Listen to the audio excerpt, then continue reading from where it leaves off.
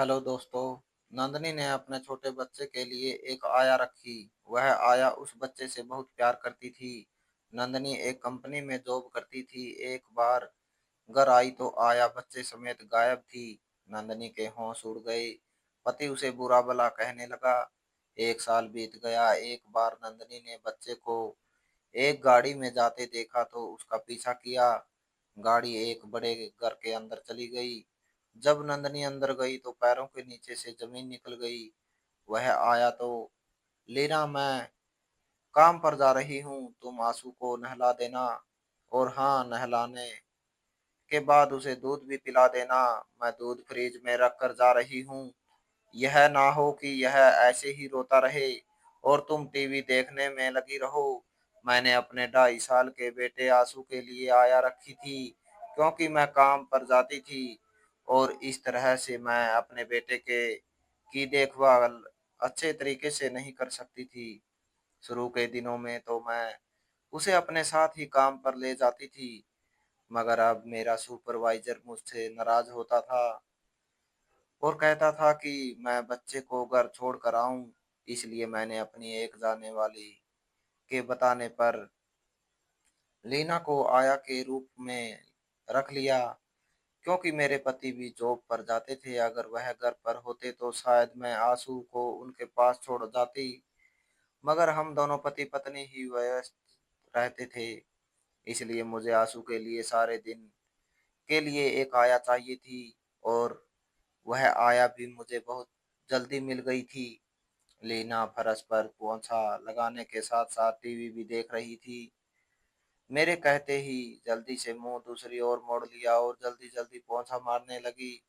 मैंने उसे कहा था कि वह आंसू को संभालने के साथ साथ मेरे घर का काम भी कर दिया करे।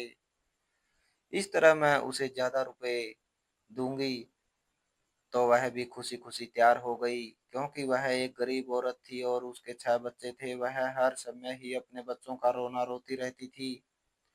उसे काम बताने के बाद अब मैं घर से निकल आई थी, क्योंकि मुझे जल्दी से जल्दी ऑफिस पहुंचना था। मैं लेट हो रही थी।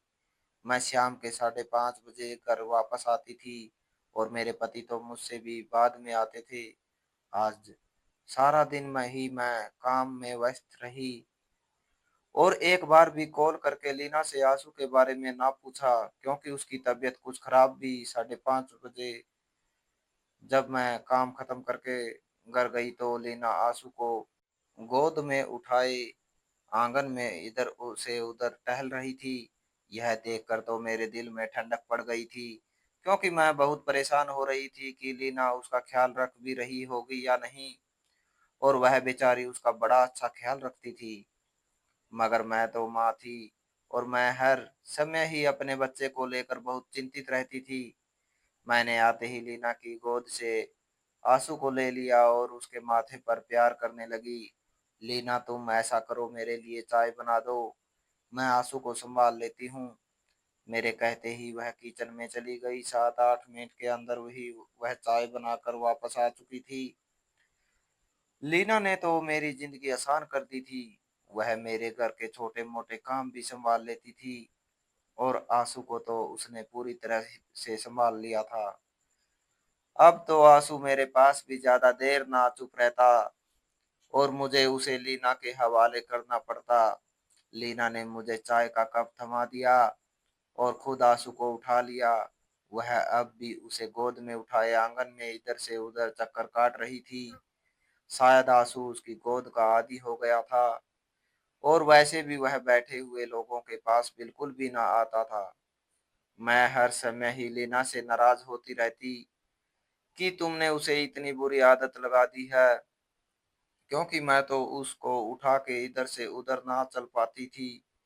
1 साल पहले का एक्सीडेंट अब भी कभी कभी मेरे पैरों पर दर्द कर देता है था। 1 साल पहले मैं अपने पति के साथ शादी में जा रही थी और हमारा एक्सीडेंट हो गया था। ज्यादा नुकसान तो ना हुआ था, मगर मेरे पैरों में बुरी तरह से चोट आई थी। लेकिन फिर डॉक्टरों ने इलाज किया तो मैं बिल्कुल ठीक हो गई। लेकिन अब भी कभी कभार मेरे पैरों पर उस एक्सीडेंट का असर होने लगता था। इसलिए मैं ज़्यादा चल फिर नहीं सकती थी। रात हो गई थी, मगर अभी भी लीना मेरे घर पर आंसू के साथ थी। मैंने उसे कहा कि तुम चली जाओ, अब मैं सब कुछ संभाल लूंगी। मगर वह कहने लगी कि दीदी अभी नहीं, मैं सारा काम खत्म करके ही जाऊंगी। वह आंसू के कपड़ों को तय लगा रही थी। उसका सारा सामान वह अच्छे से सेट करके मेरे घर से चली गई। अब मेरा पति भी घर वापस आ चुका था। आंसू तो सो चुका था, इसलिए मैं कुछ सुकून में थी। कुछ देर तो हम दोनों पति पत्नी बैठे बातें करते रहे, मगर मैं बहुत ज्यादा थक चुकी थी, इसलिए मुझे जल्दी नींद आ गई। लेकिन आधी रात को आंसू के रोने से मेरी आंख खुल गई। आंसू बिलख बिलख कर रो रहा था और मुझे बहुत ज्यादा गुस्सा आ रहा था, क्योंकि एक तो मुझे नींद आ रही थी और सुबह मुझे काम पर भी जल्दी जाना था। मैंने अपने पति को उठाया और आंसू को उनके हवाले कर दिया। वह बेचारे भी उसे लेकर बैठ गए, क्योंकि वह जानते थे कि कल मुझे जब सुबह जल्दी काम पर जाना है। काम पर तो उन्हें भी जाना था, मगर फिर भी उन्होंने कुछ ना कहा। मेरे पति मुझसे बहुत प्यार करते थे और हम दोनों ही अपनी जिंदगी में बहुत खुश थे। मेरी शादी के 2.5 साल बाद ही भगवान ने आंसू को मेरी गोद में डाल दिया था। सुबह मेरी आंख जरा देर से खुली थी, क्योंकि मैं सारी रात बहुत डिस्टर्ब रही थी। मेरे पति ने आंसू को संभाल रखा था, मगर फिर भी आंसू के रोने की आवाजें मेरे कानों में गूंज रही थी, इसलिए मैं सही से सो ना पाई थी। उठते ही मैं किचन में आ गई और जल्दी जल्दी नाश्ता बनाने लगी, क्योंकि आज मुझे जल्दी काम पर जाना था। वैसे तो लीना ही नाश्ता बनाती थी, मगर वह अभी तक नहीं आई थी। अभी उसके आने का समय ही नहीं हुआ था और मैं नाश्ता कर रही थी कि दरवाजे पर दस्तक हुई। मेरे पति ने जाकर दरवाजा खोला तो बाहर लीना खड़ी थी। वह अब घर के अंदर आ चुकी थी और आते ही घर की सफाई में लग गई थी। मैं लीना को काम करता देखकर खुश हो रही थी। उसके आने से मेरी जिंदगी कितनी आसान हो गई थी। पहले तो मैं घर के कामों के कारण बहुत ज्यादा थक जाती थी, क्योंकि मुझे डबल काम करना पड़ता था। पहले मैं सुबह सवेरे सारे घर का काम करती और फिर आंसू को तैयार करके अपने साथ काम पर ले जाती। मगर अब तो मैं घर का ज्यादा काम करती ही नहीं थी। कपड़े भी लीना ही धोती थी। वह हर रविवार को मशीन लगाती और सारे सप्ताह के गंदे कपड़े धो देती। मेरे पति ने आंसू को लीना के हवाले किया और खुद तैयार होने के लिए चले गए। मैं भी उसी समय घर से बाहर निकल आई, क्योंकि मुझे देर हो रही थी। आज का सारा दिन ही मैं बहुत ज्यादा व्यस्त रही, मगर मैं खुश थी, क्योंकि आज शनिवार का दिन था और कल रविवार को मैं और मेरे पति दोनों ही घर पर होते थे और मैं अपनी देख रेख में लीना से सारे काम करवाया करती थी। आज मैं ऑफिस से लेट घर वापस गई थी, क्योंकि काम खत्म होने का नाम ही नहीं ले रहा था। जब मैं घर आई तो लीना आंसू को खाना खिला रही थी। मेरे पति भी घर वापस आ चुके थे, वह भी खाना खा रहे थे। मैं भी उनके साथ बैठकर खाना खाने लगी। मैंने लीना से कहा कि वह भी खाना खा ले।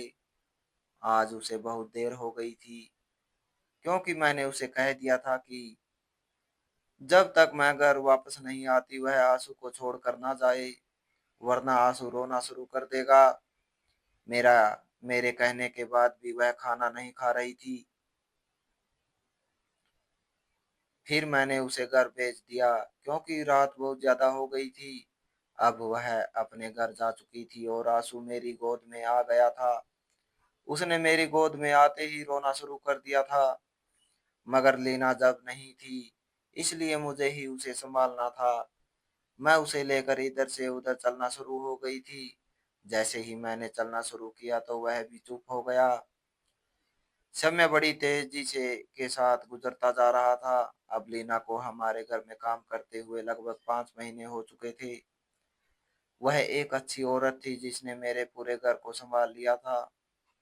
आज भी मैं ऑफिस में बहुत ज्यादा थक गई थी। मेरा सारा शरीर दर्द से चूर हो रहा था, इसलिए मैं थोड़ा जल्दी घर वापस आ गई थी।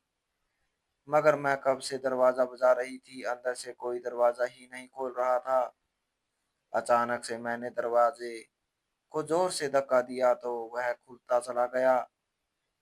यह देखकर तो मैं हैरान रह गई, क्योंकि मैं तो समझ रही थी कि लीना ने अंदर से दरवाजा बंद कर रखा होगा, मगर दरवाजा तो खुला हुआ था। मुझे बहुत ज्यादा गुस्सा आया। मैंने सोचा कि मैं जाते ही लीना से बात करूंगी कि उसने दरवाजा क्यों खुला छोड़ा था। मगर जैसे ही मैं घर के अंदर गई तो मेरे पैरों के नीचे से जमीन निकल गई, क्योंकि ना ही वहां पर लीना थी और ना ही आंसू। मैंने पूरे घर में देख लिया मगर घर पर कोई नहीं था। आंसू को घर पर ना पाकर मेरी आंखों से आंसू उबल उबल कर बाहर निकल रहे थे। मुझे ऐसा लग रहा था कि जैसे कुछ बहुत बुरा हो गया हो। मेरा दिल जोरों से धड़कने लगा। मैंने कांपते हाथों के साथ अपना पर्स से फोन निकाला और अपने पति को फोन मिला दिया। मैंने उनसे बस इतना ही कहा था कि रोकी, जल्दी से घर वापस आ जाओ। मेरी आंखों से आंसू निकल रहे थे, मेरी आवाज भी कांप रही थी। वह बहुत ज्यादा परेशान हो रहे थे और मुझसे पूछ भी रहे थे, मगर मैंने फोन बंद करके एक और फेंक दिया और चेहरा हाथों में छुपाकर आंसू बहाने लगी। मैंने सारा घर छान मारा था, मगर लीना का कहीं नामो निशान ना था। वह चली गई थी और जाते जाते अपने साथ आंसू को भी ले गई थी। कुछ देर के अंदर ही दरवाजे पर दस्तक हुई। मैं भागती हुई दरवाजे पर आई, क्योंकि मैं जानती थी कि यह मेरे पति ही होंगे। जैसे ही मैंने दरवाजा खोला तो मैं अपने पति के गले से लग गई। वह हैरान हो रहे थे कि आखिर मुझे क्या हुआ है। वह मुझसे पूछ रहे थे कि नंदनी क्या हुआ है, मगर मैं कुछ भी बता नहीं पा रही थी। मैं उनके गले से लगी बस आंसू बहाए जा रही थी। मगर फिर मैंने यह हिम्मत करके अपने पति को बताया दिया कि लीना आंसू को लेकर कहीं चली गई है।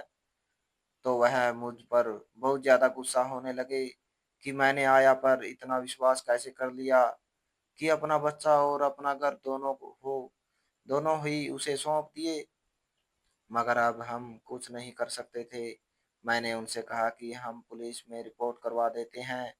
वो मुझे बहुत गुस्से से देख रहे थे, मगर मेरी बात से वह भी सहमत थे।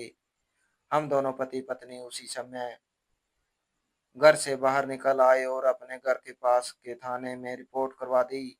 पहले तो पुलिस वाले हमारी रिपोर्ट लिख ही नहीं रहे थे और तरह तरह की बातें बना रहे थे, मगर फिर उन्होंने रिपोर्ट लिख ली और कहा कि वह आंसू को ढूंढ लेंगे। लेकिन फिर भी मुझे पुलिस वालों की बातों से संतुष्टि नहीं हो रही थी। मेरी आंखें बस लगातार आंसू बहा रही थी। मेरे पति घर आकर फिर मुझ पर गुस्सा करने लगे। वह कह रहे थे कि मैंने आया को कैसे सारे घर का कंट्रोल दे दिया, मगर मैं उनकी बात नहीं सुन रही थी। मेरे आंसू रुकने का नाम ही नहीं ले रहे थे। मुझे रो रो कर अपना बच्चा याद आ रहा था। मैं जल्दी से कमरे में गई और उसकी फोटो उठाकर अपने सीने से लगा ली, जिसमें वह मुस्कुराता हुआ अपने पापा की गोद में बैठा हुआ था। और उसे देखकर मेरा दिल खून के आंसू रोने लगा। मुझे ऐसा लग रहा था कि वह मुझे कभी नहीं मिल पाएगा। सुबह सवेरे ही हम दोनों पुलिस स्टेशन पहुंच गए, मगर पुलिस वालों ने हमें यह कहकर भगा दिया कि जब आंसू का कुछ पता चलेगा तो वह हमें बता देंगे। मैं और मेरे पति परेशान घर वापस आ गए। हम दोनों ही आज ऑफिस नहीं गए थे। हमें तो कोई होश ही नहीं था। समय बड़ी तेजी के साथ गुजरता जा रहा था, मगर अभी तक आंसू का कुछ पता नहीं चला था। और उसे गुम हुए अब पूरे 4 महीने हो चुके थे। मैंने तो आंसू के गुम होने के बाद ही काम छोड़ दिया था। मगर मेरे पति का खर्च चलाने के लिए घर का खर्च चलाने के लिए अब भी काम कर रहे थे। मैं सारा दिन अपने घर में बैठी आंसू बहाती रहती थी। कभी-कभी तो मुझे आंसू की ऐसी याद आती कि मेरा दिल चाहता कि मैं आत्महत्या कर लूं। मैं हर समय भगवान से आंसू के मिल जाने की प्रार्थना करती रहती थी, मगर अभी तक भगवान ने मेरी प्रार्थना नहीं सुनी थी। अब मेरा दिल निराश होने लगा था, मेरी सारी दुनिया ही उजड़ गई थी। अब मुझे रहकर अपनी गलती का एहसास हो रहा था कि मैं कैसे किसी आया पर इतना विश्वास कर सकती थी कि मैंने उसे अपना बच्चा ही सौंप दिया। मैं अपने कमरे में बैठी मोबाइल पर आंसू की फोटो देखकर आंसू बहा रही थी कि अचानक से कमरे का दरवाजा खुला और मेरे पति अंदर आते दिखाई दिए। वह बोझले कदमों के साथ चलते हुए घर के अंदर आ रहे थे। वैसे तो वह अपनी जिंदगी फिर से शुरू कर चुके थे, मगर अब वह पहले जैसे नहीं रहे थे। वह अब बिल्कुल भी हंसी मजाक नहीं करते थे और ऑफिस से वापस आने के बाद कमरे में बैठकर आंसू बहाते रहते थे। वह मर्द थे, मगर बेटे की गुमशुदगी शुदगी ने उन्हें भी तोड़ कर रख दिया था। उन्हें ऐसे उदास देखकर मेरा दिल कांप गया। मैं जल्दी से कुर्सी से उठी और उनके गले से लग गई। हम दोनों पति पत्नी ना जाने कितनी देर फूट फूट कर रोते रहे।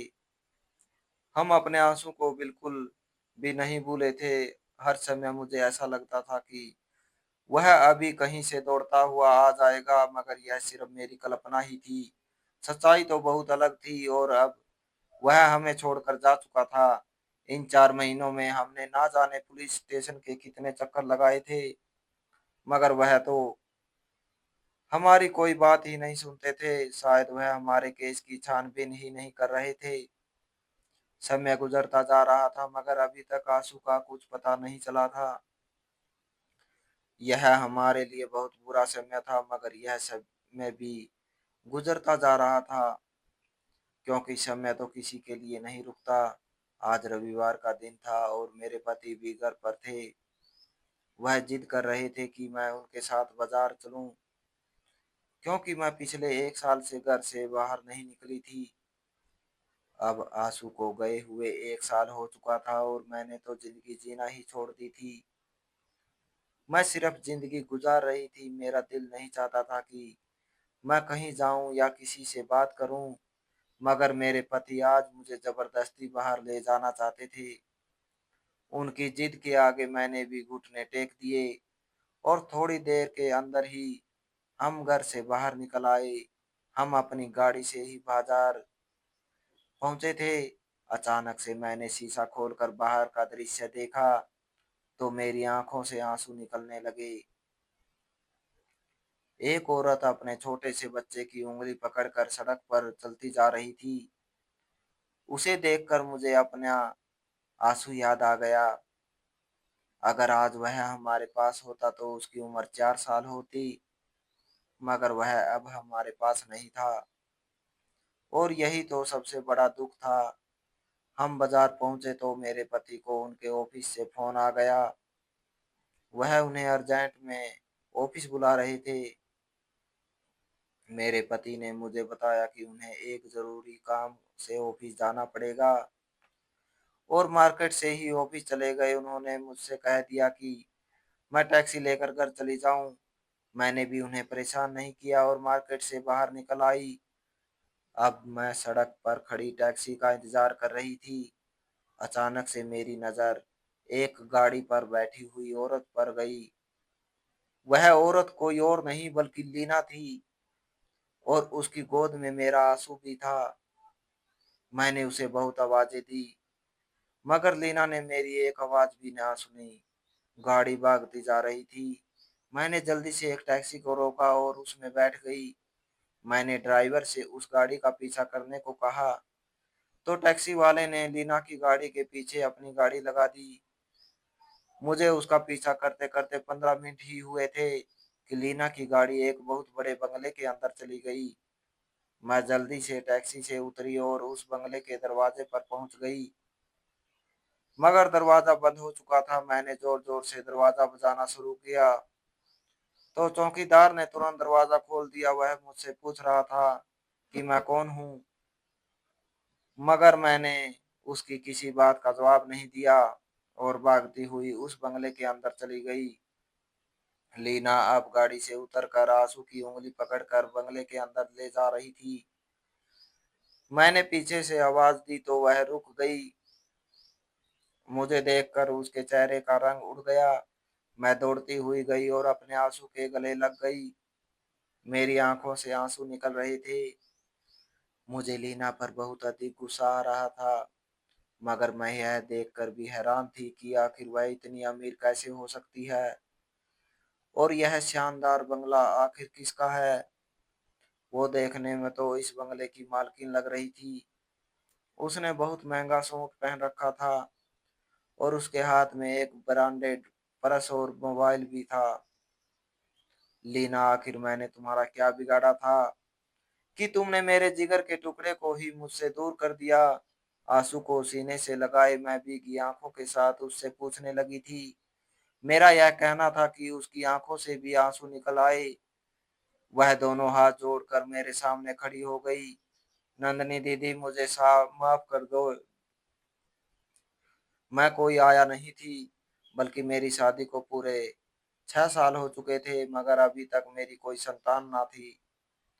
इसलिए मैंने सोचा कि मैं किसी का बच्चा ले लेती हूँ और इसलिए मैंने आपके घर में आया बनने का नाटक किया। मगर मुझे ऐसा लगता था कि मैंने बहुत बड़ा पाप किया है। मैं आंसू को खुद से दूर नहीं कर पा रही थी, लेकिन अब मैं आपसे माफी मांगती हूँ। भगवान के लिए मुझे माफ कर दें। वह दोनों हाथ मेरे सामने जोड़े खड़ी थी। उसकी कहानी सुनकर मुझे सारी सच्चाई समझ आ गई, मगर अब मेरा आंसू मुझे मिल चुका था, इसलिए मेरा दिल कुछ नरम हो गया था। मैंने उसे दिल से माफ कर दिया और आंसू को लेकर अपने घर आ गई। घर आते ही मैंने पति को फोन किया तो वह भी घर आ गए। वह भी आंसू को देखकर बहुत खुश थे। हम अपने आंसू को पूरे 1.5 साल बाद देख रहे थे। वह अब कुछ बड़ा हो चुका था। समय बड़ी तेजी के साथ गुजरता जा रहा था। अब आंसू को घर वापस आए हुए 4 साल हो चुके थे और अब उसकी उम्र 8 साल थी, मगर आज भी मेरे दिमाग से वह घटना नहीं जाती। उस दिन के बाद मैंने किसी भी आया पर विश्वास नहीं किया और खुद ही आंसू और सारे घर का काम संभाल लिया। मैंने जॉब छोड़ दी। अब मेरे पति ही काम करते थे और मैं घर में रहकर अपने बच्चे का ख्याल रखती थी। मुझे जिंदगी भर के लिए एक सीख मिल चुकी थी कि हर किसी पर विश्वास नहीं करना चाहिए और मैं आप सब से भी यही सब कहना चाहती हूँ कि कोई भी मेरी तरह किसी दूसरी औरत पर इतना विश्वास करे कि उसे अपना घर ना सौंपे, वरना उसके साथ भी वही होगा जो मेरे साथ हुआ था। और मैं हर समय ही भगवान का धन्यवाद करती रहती हूँ कि भगवान मुझे उस दिन लीना से ना मिलाता तो शायद मैं आज तक अपने आंसू से दूर होती। तो दोस्तों, इस कहानी को लेकर आपकी क्या राय है? कमेंट बॉक्स में कमेंट करके ज़रूर बताएं और अगर आपको हमारी आज की कहानी अच्छी लगी हो तो प्लीज़ इसे लाइक ज़रूर करें। अगर आपने अभी तक हमारे एसके की जुबानी 2.0 चैनल को सब्सक्राइब नहीं किया तो ज़रूर कर लीजिए। तो मिलते हैं ऐसी एक और मोटिवेशनल कहानी के साथ। Thanks for watching.